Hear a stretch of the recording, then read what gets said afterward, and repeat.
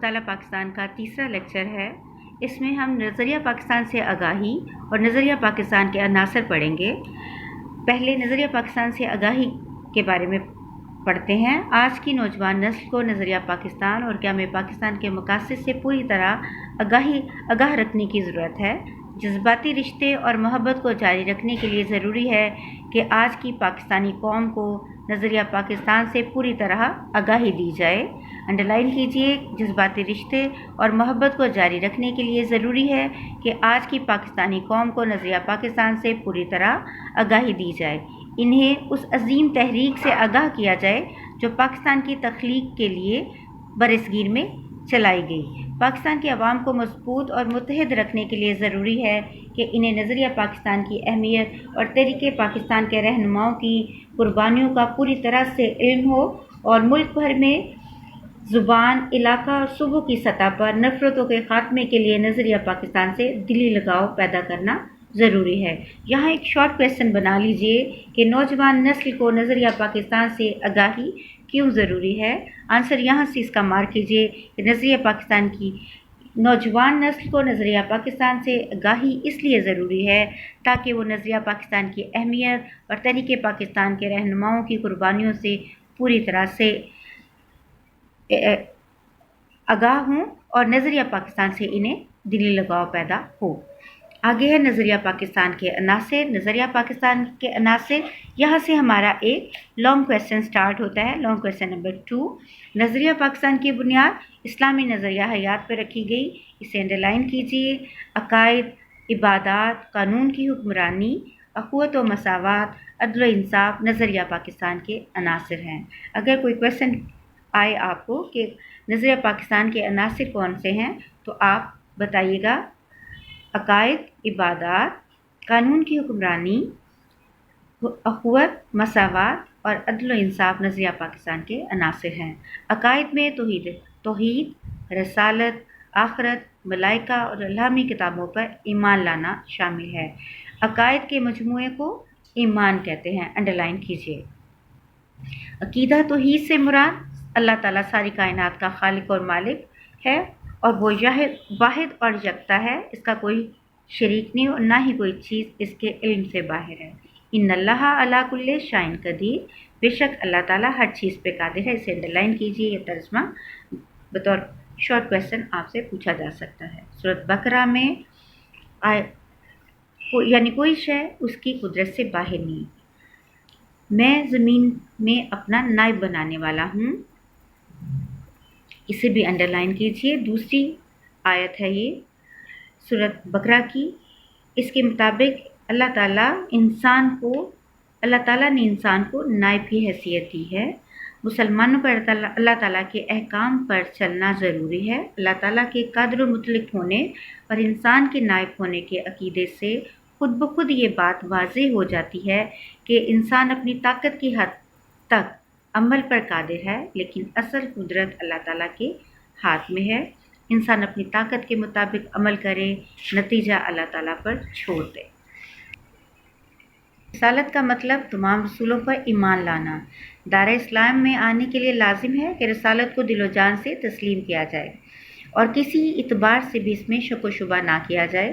قرآن مجید اور اسوہ رسول صلی اللہ علیہ وآلہ وسلم کو سرچشمہ ہدایت ماننا اور حضرت محمد صلی اللہ علیہ وآلہ وسلم کو اللہ تعالیٰ کا آخری رسول اور آخری نبی ماننا، یہ ایمان رکھنا کہ آپ صلی اللہ علیہ وآلہ وسلم کے بعد کوئی نبی نہیں آئے گا، عقیدہ رسالت کا لازمی جز ہے۔ جو اس کا انکار کرے وہ مسلمان۔ پوائنٹ ہے عبادات، ارکان اسلام۔ توحید رسالت اسلام کا پہلا رکن ہے۔ دوسرا رکن نماز ہے۔ اللہ تعالیٰ نے قرآن مجید میں کئی مقامات پر نماز کی ادائیگی کا حکم دیا ہے اور نماز کو مقررہ اوقات کے مطابق ادا کرنا فرض ہے۔ انڈرلائن کیجیے۔ اللہ تعالیٰ نے قرآن مجید میں ارشاد فرمایا، بے شک نماز کا مومنوں پر اوقات مقررہ میں ادا کرنا فرض ہے۔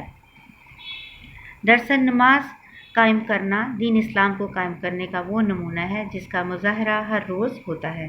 اللہ تعالیٰ کی اطاعت کا ایک ایسا ہی نظام پورے معاشرے میں قائم ہونا چاہیے۔ اسلام کا تیسرا رکن زکوٰۃ ہے۔ زکوٰۃ مالی عبادت ہے۔ اسلام کے معاشی نظام کی مضبوطی کا ذریعہ زکوٰۃ کے نظام کی وجہ से है कि ताकि दौलत चंद हाथों में इकट्ठी होने के बजाय गर्दिश में रहे और माशरे के गरीब तबके तक भी पहुंचाई जाए। चौथा रुकन रोज़ा है। तमाम इबादत की तरह रोज़ा भी फ़र्ज का बेहतरीन इजहार और बंदे और अल्लाह के दरमियान कुर्बत का ज़रिया है। अंडरलाइन कर लीजिए, चौथा रुकन रोज़ा है और अल्लाह ताला की कुर्बत का इजहार का बेहतरीन ज़रिया है। हज इस्लाम का 5वां रुकन है जो साहिब इस्तात लोगों पर फ़र्ज है। हज के मौका पर अल्लाहुम्मा लब्बैक की पुकार मुसलमानों के इत्तेहाद और भाईचारे की ऐसी मिसाल है जो दुनिया में नज़र नहीं आती। तीसरा पॉइंट है कानून की हुक्मरानी। कानून की हुक्मरानी इस्लामी निज़ाम की अहम खूबी है। अंडरलाइन कीजिए, इसकी बुनियाद इस तसव्वुर पे है कि कानून का सरचश्मा अल्लाह ताला है। ये भी देखिए कि कानून का सरचश्मा अल्लाह ताला की ज़ात है। कुरान और अस्वा रसूल सल्लल्लाहु अलैहि वसल्लम कानून की बुनियाद हैं। कुरान और अस्वा रसूल सल्लल्लाहु अलैहि वसल्लम कानून की बुनियाद है। बादशाह और ग़ुलाम भी इस कानून के मुताबिक बराबर हैं।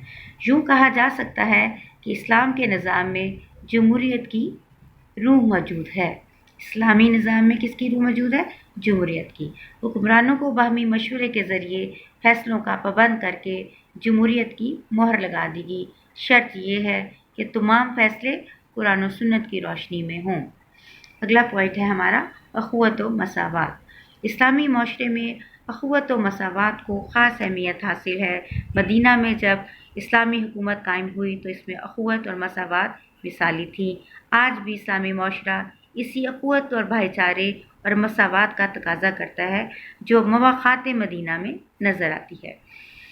इस्लाम से पहले इस असूल की शदीद कमी थी और लोग एक दूसरे की जान के दुश्मन थे, लेकिन मदीना की रियासत के वजूद से हज़ूर सल्लल्लाहु अलैहि वसल्लम ने हुकूकुल बाद पर अमल करते हुए यतीमों, बेवाओं और नादारों पर शफ़क़त करने की तलकीन की। जैसे ही मदीना की रियासत वजूद में आई तो नबी पाक सल्लल्लाहु अलैहि वसल्लम ने हुकूकुल बाद पर अमल करते हुए यतीमों, बेवाओं और नादारों पर शफ़क़त करने की तलकीन की। आप सल्लल्लाहु अलैहि वसल्लम ने लोगों को ज़िंदगी बसर करने का ज़ाब्ता दिया ताकि लोग आपस में मोहब्बत से रह सकें और माशरे में भाईचारा और मसावात की फ़िज़ा कायम हो। जो लाइन्स में अंडरलाइन कर रही हूँ आप भी साथ साथ अंडरलाइन करते जाइए। आप सल्लल्लाहु अलैहि वसल्लम ने ज़कात और खैरात के निज़ाम को वाज़ेह किया और सूद को हराम करार दिया, क्योंकि इस्लाम में दोनों के ही एहतिसाल की कोई गुंजाइश नहीं। अख़ुवत इस बात का दर्स देती है कि आपस में बरादराना ताल्लुकात कायम होने चाहिए ताकि किसी के हकूक़ ना छीने जाएं और ना ही कोई कमज़ोर पर जुल्म करे। हज़ूर सल्लल्लाहु अलैहि वसल्लम ने अख़ुवत के बारे में क्या फरमाया? यहाँ एक छोटा सा क्वेश्चन बनता है आपका, आप इधर साइड पे लिख लीजिए। हज़ूर सल्लल्लाहु अलैहि वसल्लम का इरशाद है कि एक मुसलमान दूसरे मुसलमान का भाई है, वो इसके साथ धोखा नहीं करता और ना ही इसके साथ ख़यानत करता है और इसकी ग़ीबत नहीं करता। आप सल्लल्लाहु अलैहि वसल्लम ने कीना और हसद से बाज रहने से भी कहा। इस्लामी माशरे में जहाँ अख़ुवत और भाईचारे को मुकाम हासिल है वहाँ मसावात पर भी ज़ोर है। इल्लामा इक़बाल ने मसावात के लिए क्या अल्फाज इस्तेमाल किए अपने अशार में? वो ये हैं, एक ही सफ़ में खड़े हो गए महमूद और यास, ना कोई बंदा रहा और ना कोई बंदा नवाज।